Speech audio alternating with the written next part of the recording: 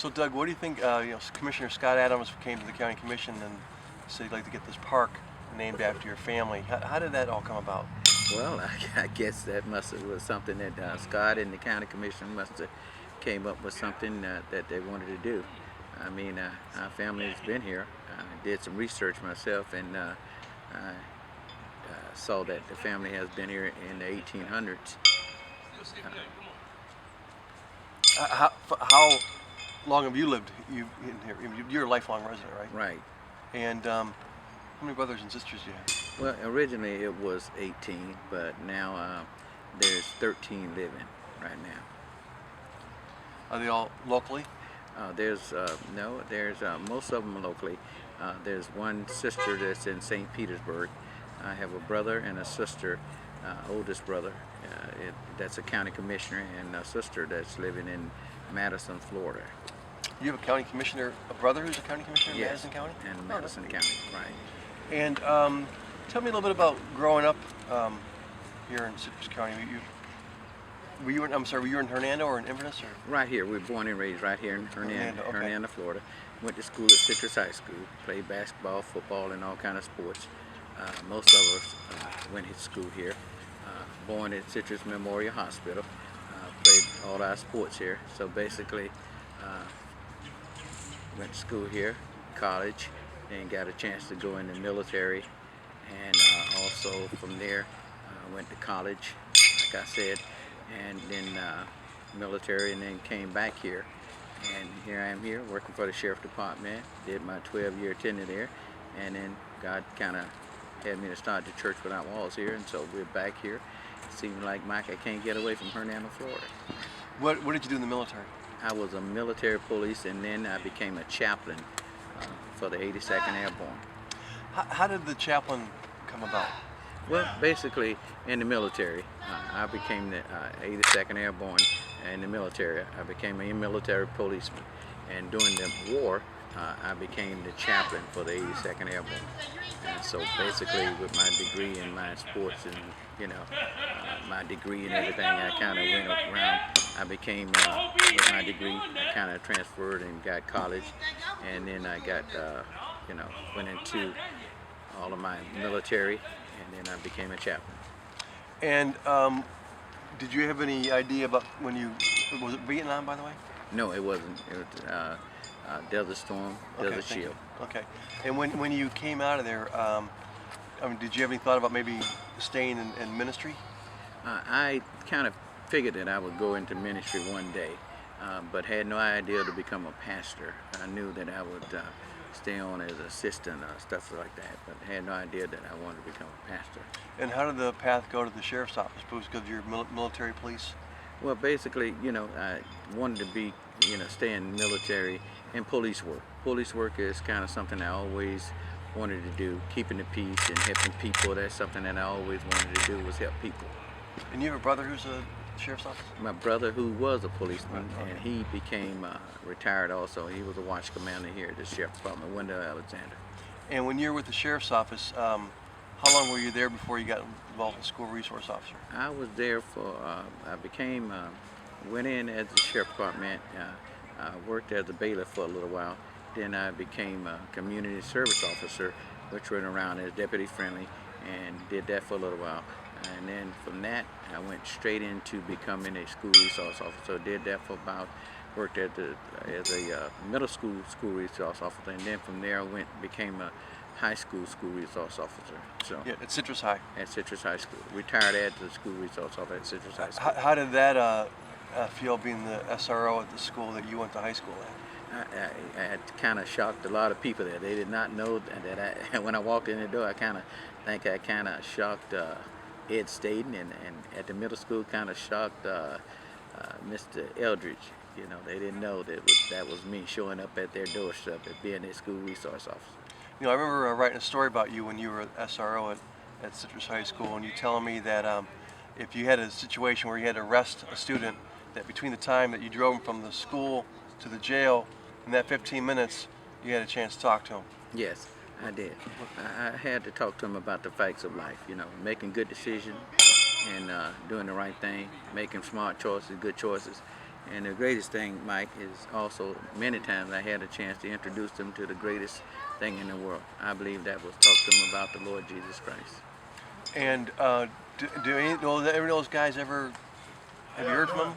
Yes, I believe a lot of kids, even today, a lot of those kids have come back and talked to me now, and some of those kids in the military, some of those kids in college, some of those kids are married, some of those kids are doing good things today, and some of those kids even deputies today. Some of those kids are lawyers, some of those kids are doctors. They have come back and told me how that impacted life.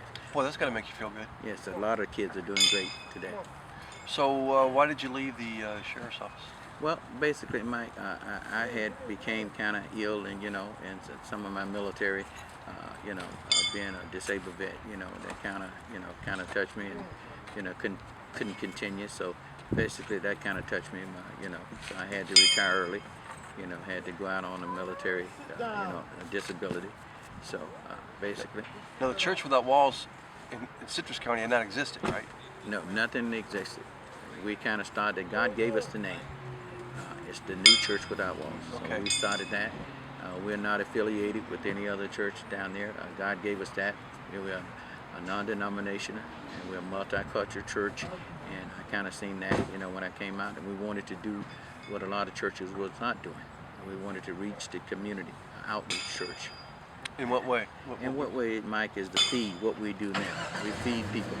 We clothe the hungry, clothe the naked. We get out in the community, and we wanted to, what we do now is feeding the hungry, needy, doing some things like that, whatever we can do with the homeless. Anything that we can do that what church is going beyond the walls, the four walls of the church. That's why we say church without the walls. And how's that going? That's going great, Mike. We believe that. We have great people with us, and we have a team of people. We have loving people. We love people. We give them the love of God. Well, let me ask you, what do you think about the homeless situation, the poor? I mean, is it worse, better? Or I think, Mike, with the economy the way it is, I think it's getting better, but I think the economy have slowed the process. I think that we can do better. I think we can do better, and when the economy gets better, a lot of people was able to support and help us, and with our vision and mission. But since the economy have the way it is, people are not able to give as much. But I believe the economy is on the upswing. People will be able to give more, and that's what we're going to have to do. We're going to have to wait till things get better, and I believe God is going to bless the community and bless business when the people start to build again and people are able to give more. They're going to give more, and we'll be able to help more people.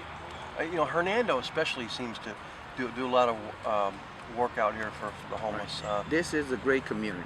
Hernando is a great community. This place is a community. We may not be as big as other communities, but I believe Citrus County, even Hernando, is some of the greatest folks in the world. And Citrus County is some of the greatest people in the world. We do the best with what we have, and we make sure that no one walks away without being served. So that leads up to what's going on when this runs, coming Saturday, which is the Thanksgiving, the Food Alliance giveaway. Right. Tell me about how did you get involved in that? Well, basically, Mike, years ago, I just saw the need. We were the church, and we started in the old Walmart in front of Bales, up behind Walmart off Croft Road, and we just started serving. And we got with Walmart, got with others, and we started serving. Just started, getting the community, got together with community, asked people to help us, and we started giving turkeys away, free turkeys. Well, it got so big, Mike, until we needed other help. Now there's 30 agencies, over 30 agencies, churches and community agencies, people have come together. And what now we have to do is we come together, we call it Thanksgiving Feeding Allowance, and now on the 23rd of this month, we'll be giving turkeys away at Walmart at 8 o'clock in the morning, and we'll go until everything run out. We've seen it, Mike's over 6,000 people get fed, and people stand in line from early in the morning, 3 o'clock in the morning. We know that this is the thing to do, Mike, and we want to make sure that we give everybody turkeys. About how many? Well, 6,000. These are folks who sign up with the various agencies, various Yes, charities. sir. Yes.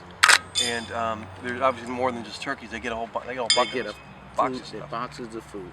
We make sure that either turkey, a loaf, or ham, something. Everybody walks away. And we don't just do it over in Walmart. We're also serving over at We Care Food Pantry over in Homosassa. We've been doing this. It's been in the paper. Mike, you see this piece, this here? This is going to walk away. Somebody's going to walk away. This go in the paper. This yellow piece of paper. It's going to go. You can walk up to Publix and donate. Anybody in this county will be able to go and donate $8 to Publix. Any Publix in the Citrus County, and give $8 to buy a turkey, and tell to any cashier in Publix, any Publix, or you can go by any Brandon bank and donate any amount of money to anyone, or you can send a check. It's very easy. It's not complicated at all. Why do you think, Doug, I imagine you sometimes think about this, why do you think God called you to do this? Well, Mike, it's very simple. I believe that it's very easy. We can sit back, retire and do nothing, or you can do something. I believe God has called some people to do something and make a difference. I believe that God has called me back to this community to do what I can do. I'm one person, you're one person, we all can do something. I believe everybody in this community could do something. These 30 agencies, over 30 agencies, we have came together and we said, let's make a difference. And there's a lot of other agencies doing other things, and they're making a difference. As I said one time, Citrus County is one of the greatest counties in the state of Florida. It must make you feel give you some good to know that you get to, as you said, come back into your own community, place you grew up, place where you grew up, and to be able to give out, to help out. Mike, I just feel this is a small part. I feel this, and also spreading the good news, the gospel of Jesus Christ, is just a small part. I wish I can do more. If I had more, I'd do more with it. Excellent. Thanks, Doug, very much. Appreciate it. Thank you, Mike. God bless you. God bless you, man. You're a good